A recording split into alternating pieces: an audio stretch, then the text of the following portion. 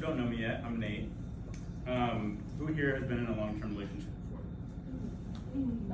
Alright, so as you may know, it's not always a walk in the park, but my girlfriend, despite all my nonsense and issues, has been the most incredibly kind and supportive partner I could ever ask for, and that's why I'd like to award her the best girlfriend ever.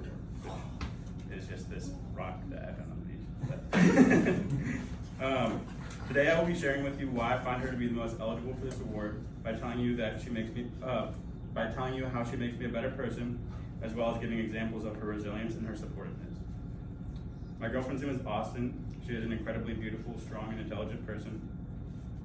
I appreciate her so much, not only because I'm automatically in a better mood around her, but because she constantly reminds me of the beauty in the world.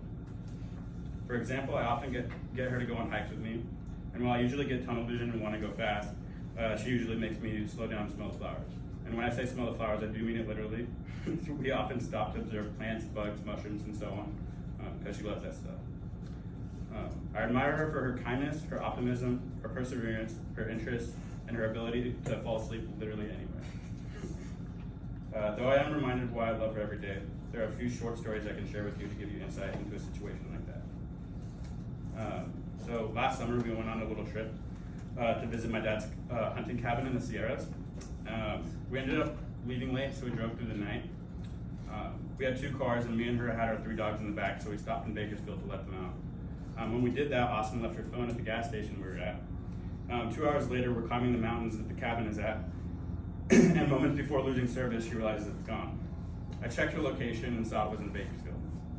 We made some calls, but ultimately we accept the fact that she's probably not getting back.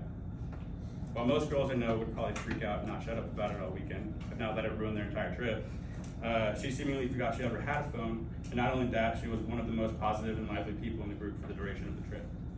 This is just one example of how well she handles bad situations. I love this about her so much, especially because I love to travel, but I hate to plan.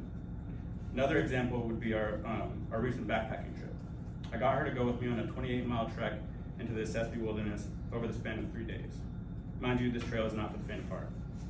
There's tons of river crossings, and the majority of the trail is windy climbs up and down rolling hills. And you're often walking on a foot-wide trail with a steep cliff at your side. Not to mention, sleeping on the ground after hiking 14 miles with 60 pounds on your back doesn't come as second nature to everyone. Nonetheless, she was incredibly resilient and good-spirited, besides the occasional cursing at me. Another story I can tell is of the writing of this speech. I was inspired to present this award to her because the first speech I ever gave for this class was absolutely nerve-wracking for me because I always hated public speaking, and with the added stress of work and full-time school, I wasn't sure I could handle it, making me want to drop the course. But she was supportive and kind, and then of course mean and told me to man up, which is what I needed.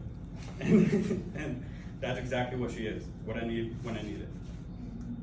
I think Austin is most eligible for this award because she manages to make me feel loved, she shows appreciation for all that I do, and she is supportive even when my goals exceed my reach. So without further ado, Best Girlfriend Award goes to Austin Bennett. Thank you.